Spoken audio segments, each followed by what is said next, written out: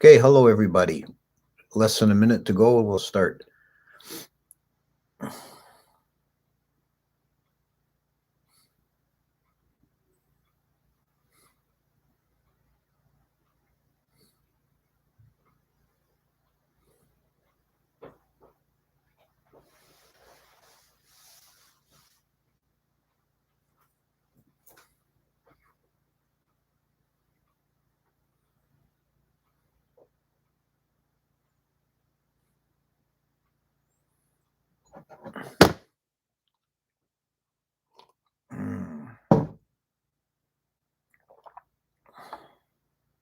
Oh, Stephanie's online. Ted.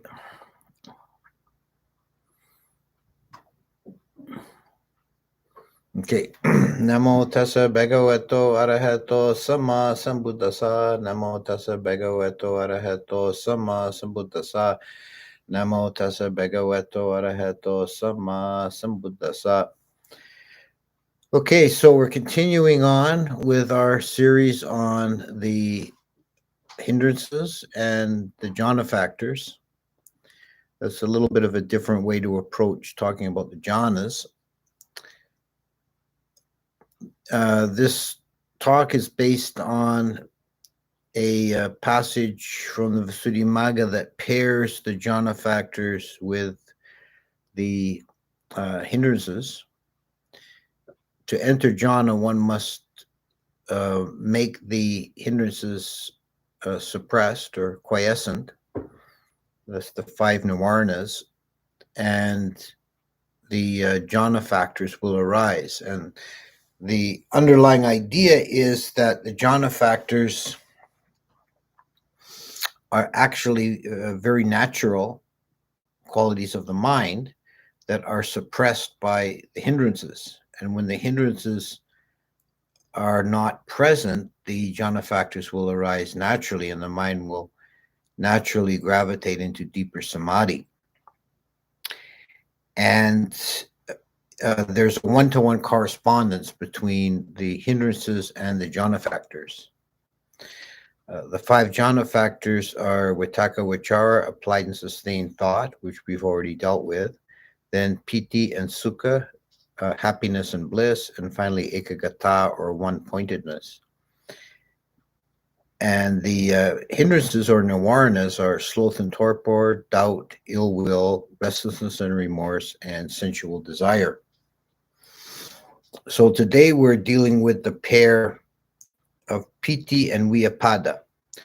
Vyāpada is the hindrance of ill will, and Piti is the jhana factor, either as rapture, which is perhaps too strong, and happiness, which is perhaps too weak. You know, it's one of those where doesn't quite have an English equivalent. So let's deal with Piti first. Talk about Piti. Piti and Sukha are another pair. You know that in first and second jhana they both occur. They occur together, and Piti is predominant in second jhana, and then Piti drops away and is Sukha only. Now they're both two forms of happiness. Piti is translated as rapture on the basis that it has, along with the feeling of happiness, there is usually a physical correlation. That you feel it in the body as well as, although it's actually technically a mental factor.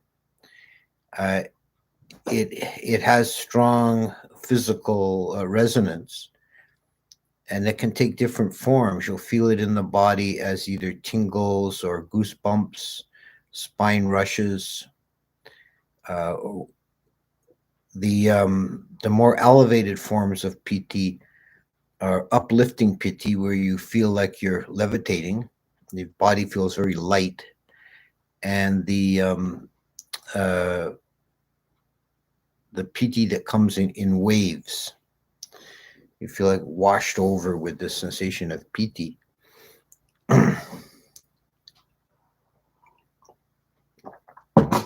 It's considered coarser than Sukha because Piti has this um, thrilling aspect.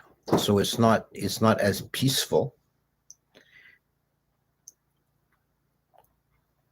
We can consider the correspondence with the Brahma gods. The Brahma gods are a very high state of deities that have their ordinary consciousness is equivalent to being in jhana, and the Brahma gods of the second level, the Abhasara Brahma deities, their radiance is said to flicker like a torch. Now, all these gods are full of light; they're radiant, but the second level ones who have the correspondent, dominant mental factor of Piti, their radiance flickers like a torch. But the Subhakina deities of the third level, that corresponds to third jhana, where Piti does not occur, but Sukha is predominant. Their radiance is said to be steady like the full moon. So, in our own experience, our own being, Piti has this kind of kinetic quality. It's not as peaceful. It flickers like a torch, whereas Sukha is steady like the light of the moon.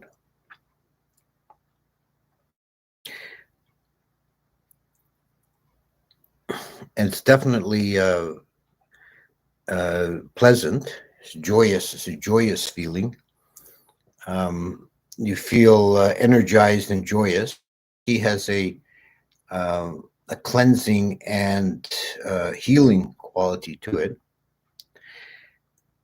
And I'm not sure if it's exactly the same thing, but I think it's very closely related to movements in the body in other traditions, like chi energy or kundalini.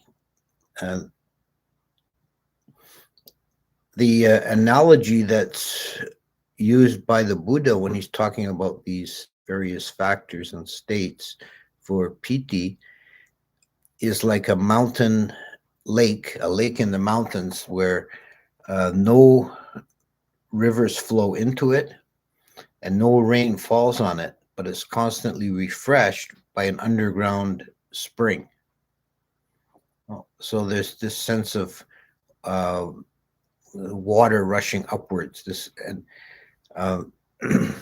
is contrasted to the Sukha, which is like a lotus growing in a lake, and it's completely immersed in water. So there's a sense of motion, there's a sense of uprushing. So this reminds one of Kundalini from other traditions. There's this energetic movement in the body.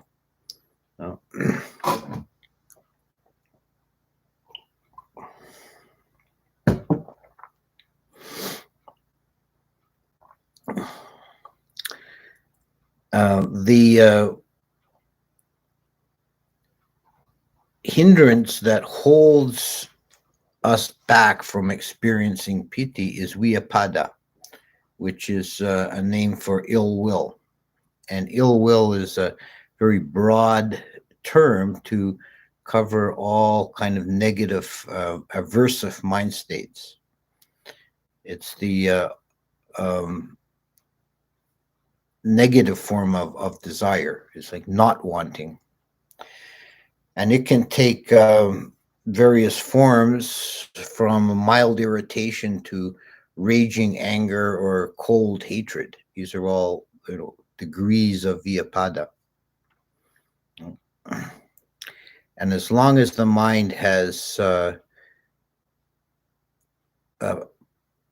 quality of Vyāpada present, then Piti cannot arise. You cannot have happiness and ill will arising in the same mind at the same time. They're completely incompatible. So the stronger forms of Vyāpada, like anger, are obvious, or should be obvious, that they're how much of a hindrance they are. Anger is always a negative quality. And it's a defilement that doesn't even feel good, so there's absolutely no benefit to succumbing to anger. It doesn't feel good in the moment, and then all it does is harm to your mind stream. But in terms of meditational development, I think we have to be more on the watch for milder forms of vyapada, um, like an irritation.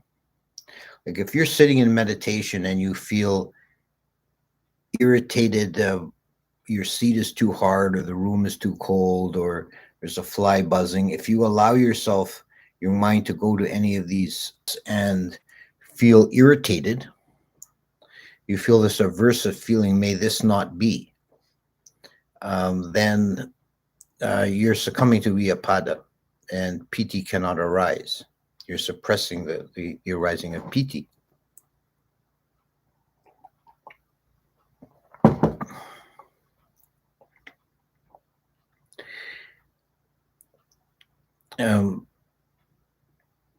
Anything that draws us into the five physical senses will prevent the transition into jhana. This is very important for understanding the nature of jhana and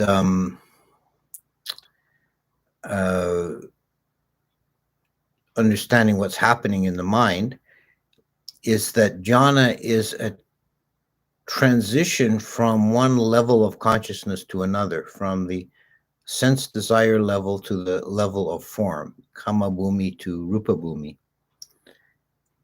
So it's like a phase shift in consciousness. And as long as you're engaged in the five senses, you're taking interest in the five senses, whether it's positive or negative, whether it's sense desire or irritation at unpleasant objects, then you're engaged in the senses. That kind of anchors you or locks you to that lowest level of consciousness, and you can't make the transition. This is why practice of sense restraint, indriya samvara, is such an important adjunct to meditation, and the keeping of the 8 precepts is an aid to that, to sense restraint.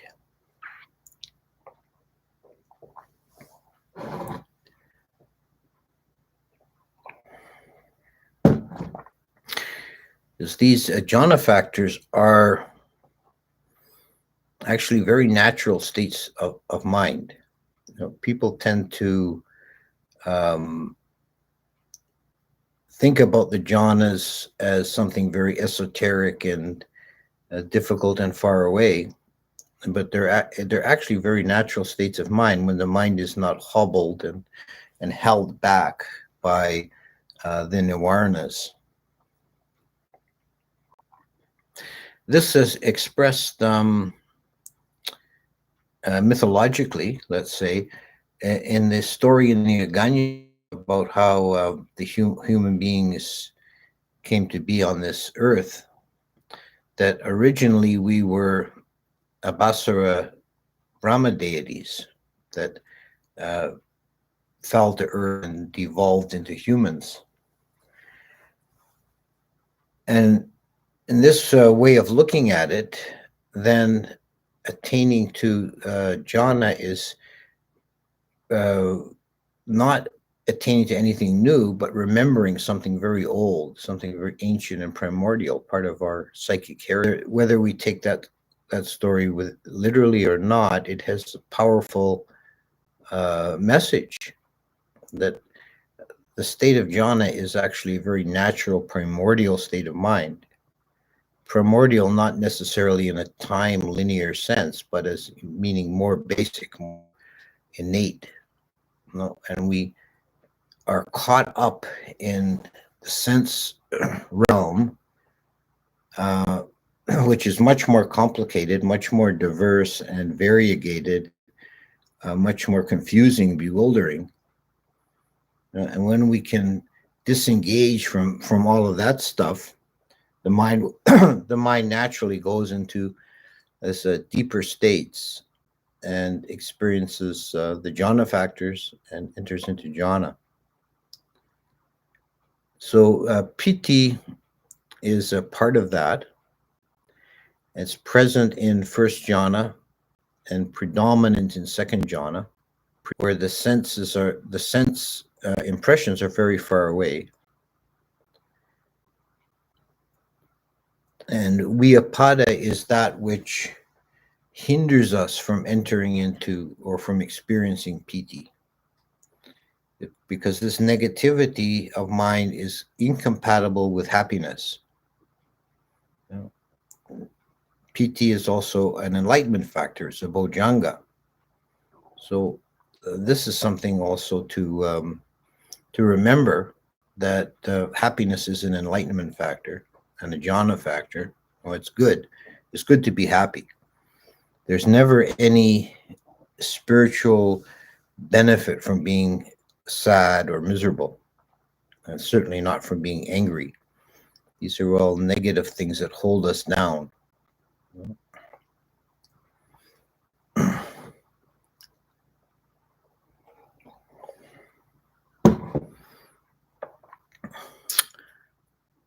So I'll stop there and deal with questions. Somebody put in that the transmission is breaking up. I hope that I didn't get any indication that usually YouTube tells me when there's a problem. So I don't know if other people have experienced that.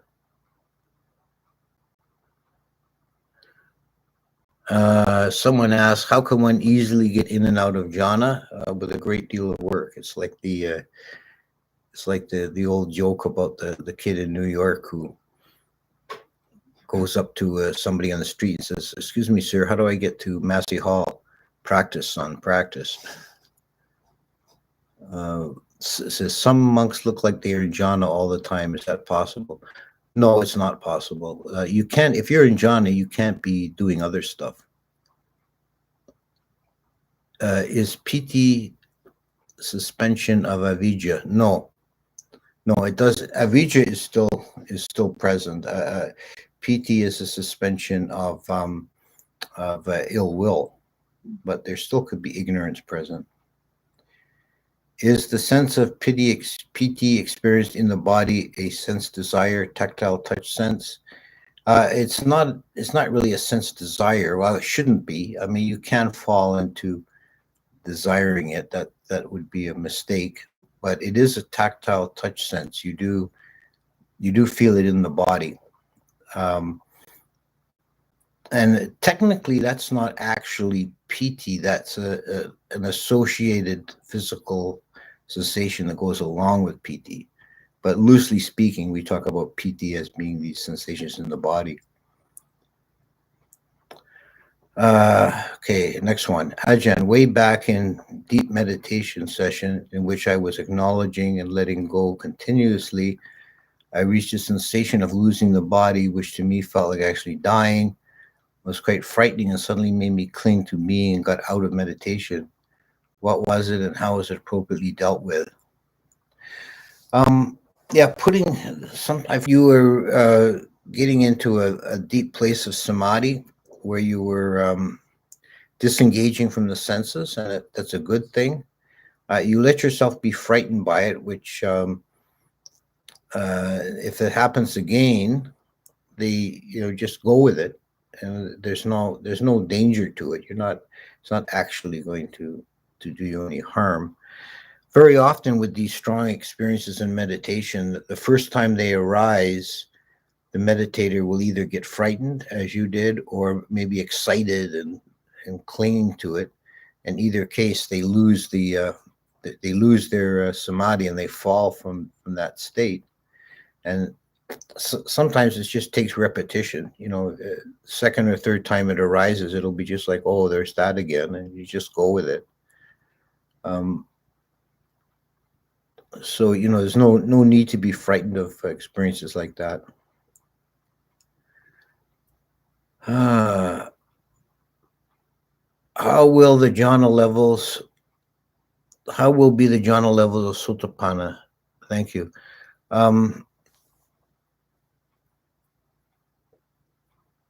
there's not necessarily a strong correspondence between the stages of the Orion path, like Sotapanna and Jhana. They're two kind of separate streams, although they do relate to each other. So a Sotapanna would have an easier time in getting into jhana, but it's not necessarily, they wouldn't even necessarily have any mastery of jhana at all. And someone who has attained jhanas would find it easier to do deep vipassana and hopefully become a stream enterer. But it's not, there isn't a one-to-one correspondence. They're like two parallel tracks. How long does the jhana last if someone were to enter into it by practice for the first time? Well, it can happen very quickly and just kind of go in and out. And I think this is way more common than people credit. I think anyone who does a reasonable amount of meditation will probably drop into jhana very briefly now and again and not even really recognize it. That's a lot easier than gaining mastery of jhana, where you can go into jhana and maintain it. That's a much more advanced practice. But I think just touching on jhana and dropping in and out is not so uncommon or even really so difficult. Is there any benefit to say maybe it's just not a good day and just letting it be a bad day? Or would you recommend putting effort in to sort out negative emotions on bad days? Well, what I would say to that is that a very important component of practice is consistency and regularity, like doing it whether it's a good day or a bad day. Just do your meditation, and even if you don't feel like you're making any progress, you're just sitting there and the mind's spinning out, you're at least strengthening your adhitthana parami, your determination, you know. And another thing is that sometimes it's sometimes really hard to judge for yourself at the time, particularly during the meditation, whether it's good or bad. And sometimes if there's a lot of resistance, then that's really when you need to do it, because there could be something that the mind just doesn't want to deal with and you need to deal with it. So I would persevere on the bad days. If you only meditate when you feel inspired or feel good about it, then you're really not going to ever overcome difficulties.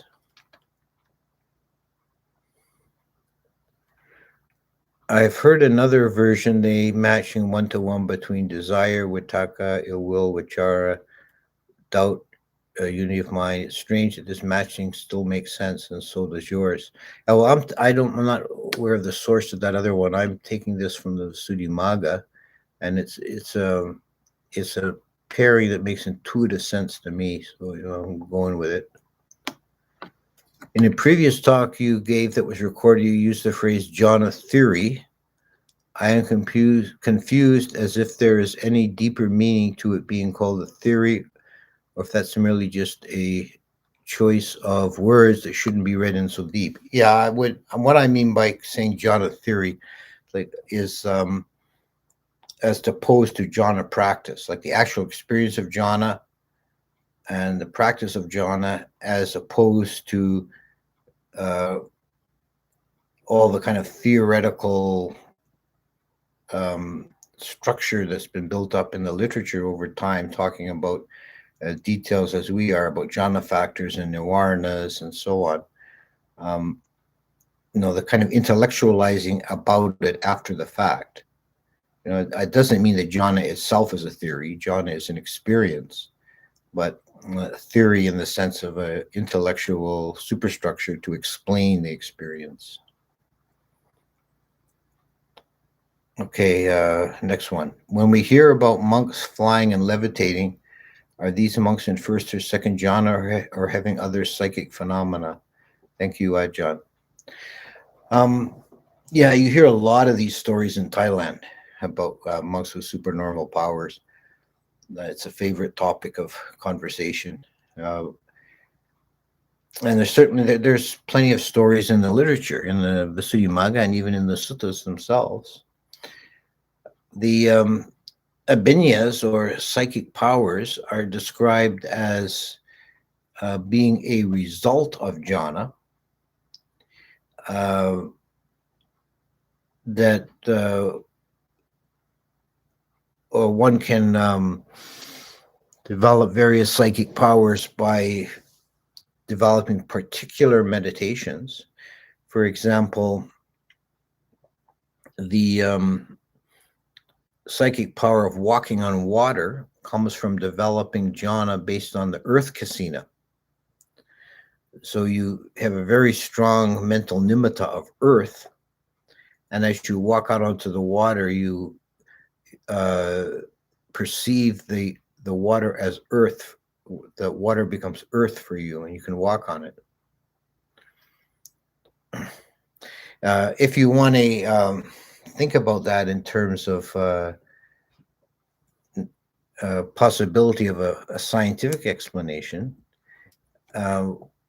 our world that we experience, we're always collapsing the wave function with an observer effect, and the world only exists as a probability field. So the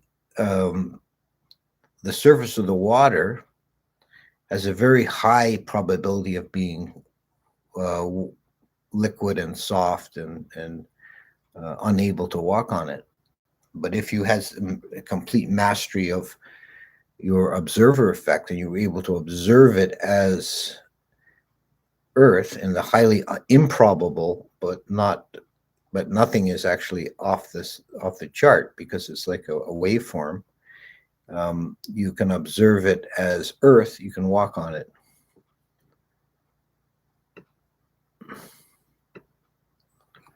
But the Buddha also cautioned about the not to get lost in psychic powers, that they're kind of a diversion. They're not necessary for enlightenment, and they can become a hindrance by attachment. Next one. I'm having trouble understanding the difference between parinibbana and annihilation. When a flame, which is really just the formation of multiple elements, come together, extinguishes, the elements simply go their separate ways, and that formation no longer be present. But I don't understand the simile in the case of conscious knowing and feeling formations such as ourselves. What happens to all the information gathered in our countless lifetimes? Yeah, you're certainly not the first person to ask that question. That goes right back to the Buddhist time, that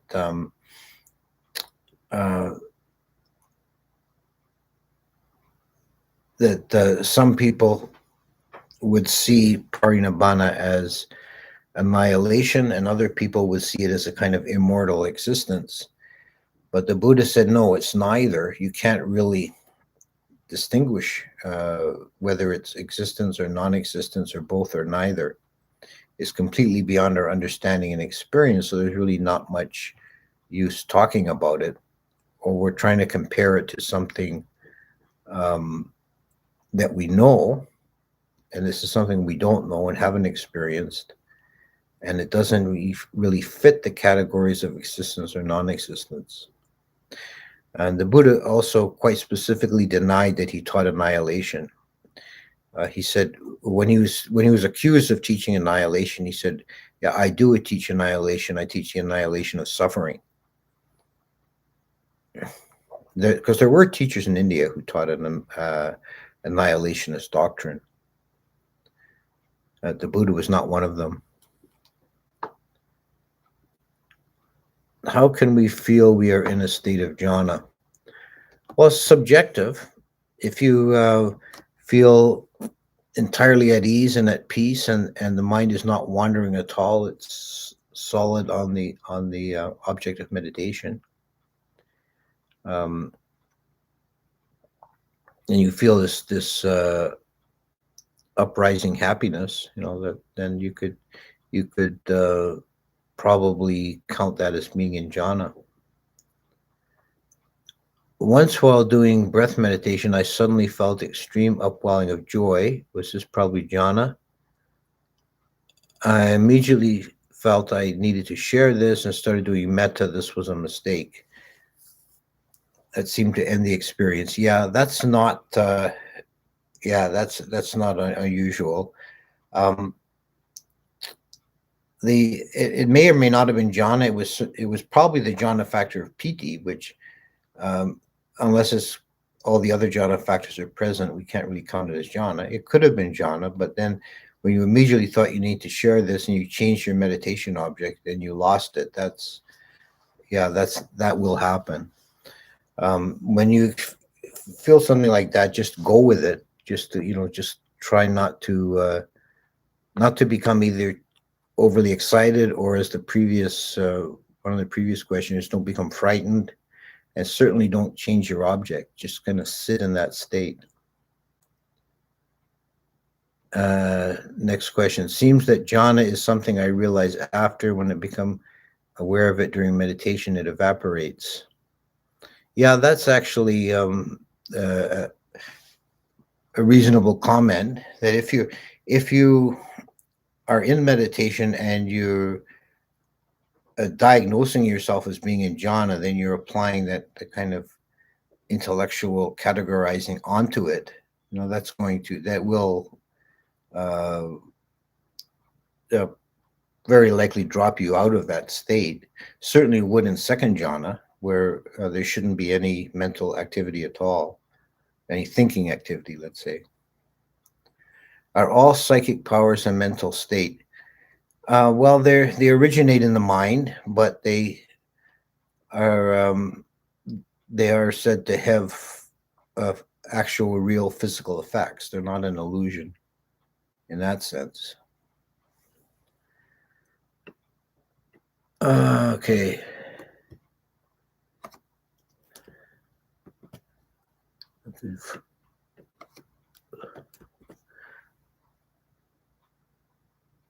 If one dies in a jhana state, would that make it likely to be reborn in corresponding Brahma Vihara?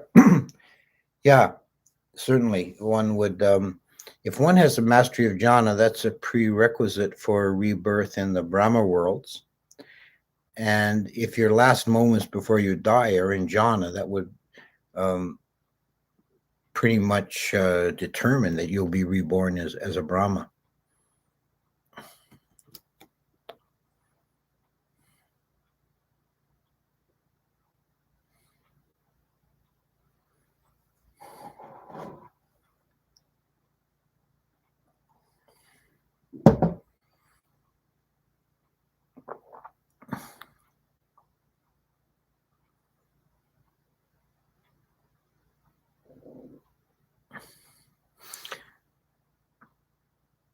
Okay, let's see if there's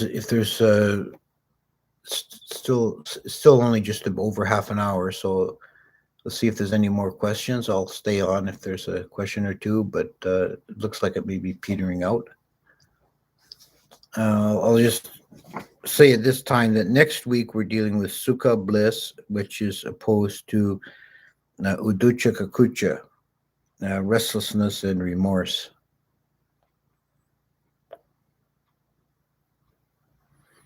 which has also been translated as worry and flurry. I think the translator trying to imitate the rhyming quality of the Pali.